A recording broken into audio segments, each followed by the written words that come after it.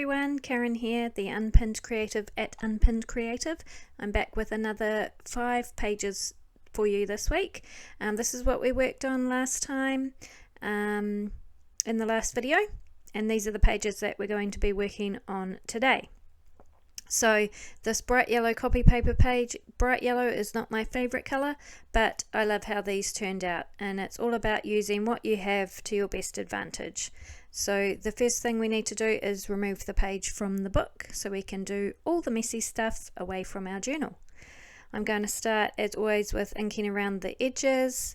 I'm using a green, like a forest green here. So I ink around all the edges of each of those 4 pages, and then I'm adding some stenciling with a chocolatey brown colour. I love the brown and yellow combination. It reminds me of Perky Nanas.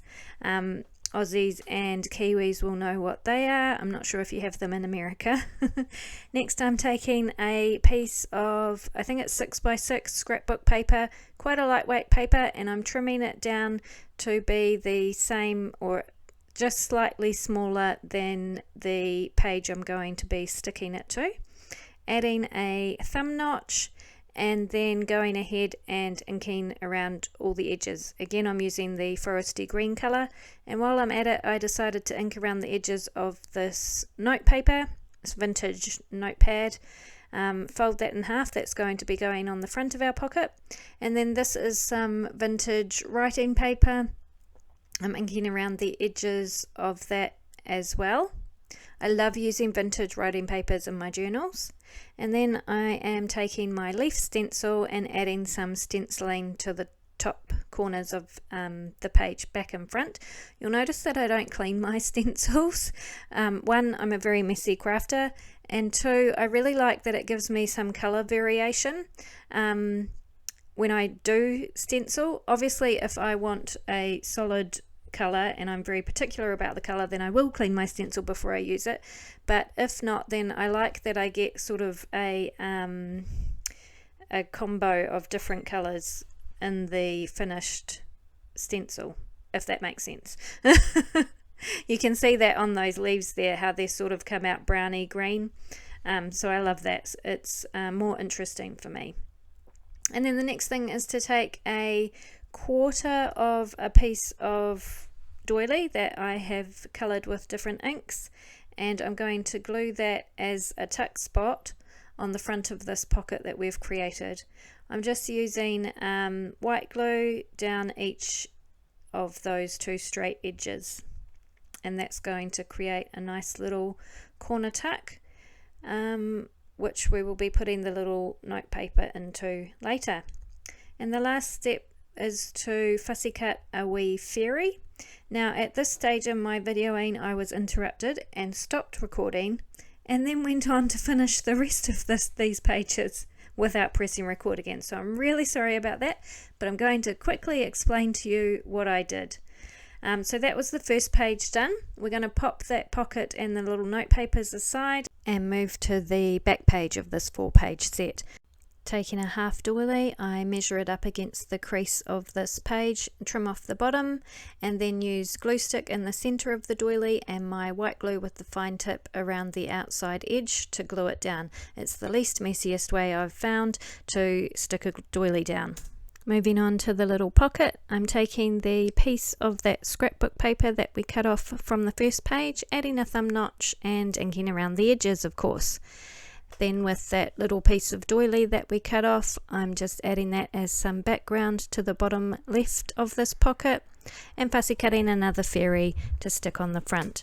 The journal card is also really simple. It's just a piece of scrapbook card that I have glued some wrapping paper to the back of, and then used my corner punch around each of the 4 corners. Inked around all the edges on both sides, of course, and then to jazz it up and make it a little bit more interesting, I'm adding some copper foil. I'll show you how I do this. So I use glue stick and I just dab it onto wherever I want the copper foil to be. Not too thick, we don't want any globs of glue, and then press the foil down into it and rip it off. And I continue to do that until I have as much foiling as I want. That page is done and ready to go. We can move on to the center pages. I just did both of these pages together. It's really quick and easy. Taking a winged stamp, I inked half of it and stamped it onto the left side of this page, and then inked the other half and stamped it onto the right side of the page. Then I took some serviette, removed the layers, tore around the edge that I wanted, and used my homemade clear gesso to glue it down onto the page. Now we have everything ready to attach to the pages, so we are going to pop the page back into the journal, and I've shown more about these removable pages in the previous couple of videos, so it's just a matter of sliding that page under the binding thread and pulling it through. And we can glue down each piece now. So I'm just going to glue the 3 sides of this pocket and attach it to the page. I'll give that a minute or two to dry before I pop everything in, and move on to the back page. Same again, I'm just going to glue down the 3 sides to create our pocket and attach that to the page, leaving it to dry for a few minutes before I pop the journal card in. I love when I get to the filling the pocket stage. It feels so good to have spent all this time making stuff and then being able to fill all the pockets. So that's that page finished, and there goes that journaling card. And that page is done. Now, because that was such a quick video and I missed out filming a lot of it, I'm going to do the next lot of pages in this journal as well. So this is just a small page, and it's going to be a really quick and simple one. Basically just 2 different types of pages. So I'm removing the page from the journal and starting with inking, of course. So I ink around the edges of all 4 pages, and then for the center 2 pages I'm using my wallpaper stencil. If you want to know more about that, watch the first video in this fairy journal series and I tell you about it. And then I'm not doing any stenciling on the outside pages. I'm just going to take a piece of music paper, tear that down a bit smaller than the page itself, ink around the edges, and then glue that down. Now I'm taking some brown paper, just plain brown paper, tearing a bit smaller than the music paper, inking around the edges and gluing that down on top.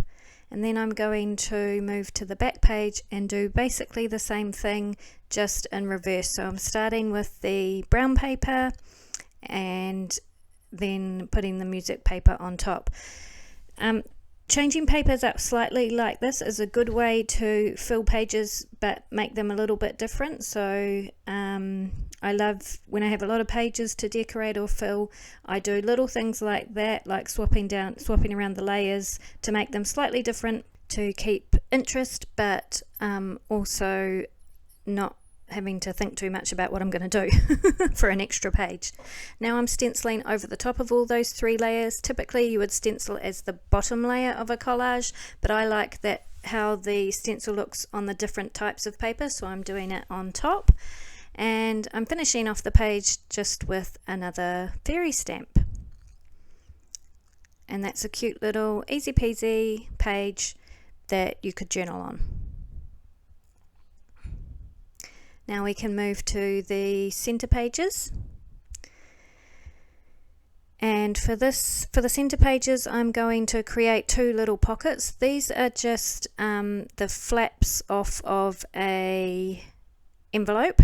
The envelope was made from handmade paper, so I dissected it, and I'm using 2 little flaps, and they're going to become little corner tuck spots. I am dabbing some of my glue stick on, and I'm going to use the copper foil to add some detail. I love how the copper foil looks on this textured paper, so I just go over with the copper foil again and again until there's no sticky from the glue. And then I'm bringing in one of these stamped vellum pieces It's just a piece of vellum that's stamped with some fairy wings. I'm tearing around the outside of them, and I'm doing this with 2 sets of wings, one for each pocket. And then I'm adding a little bit of glue to the center and gluing that onto the tuck spot.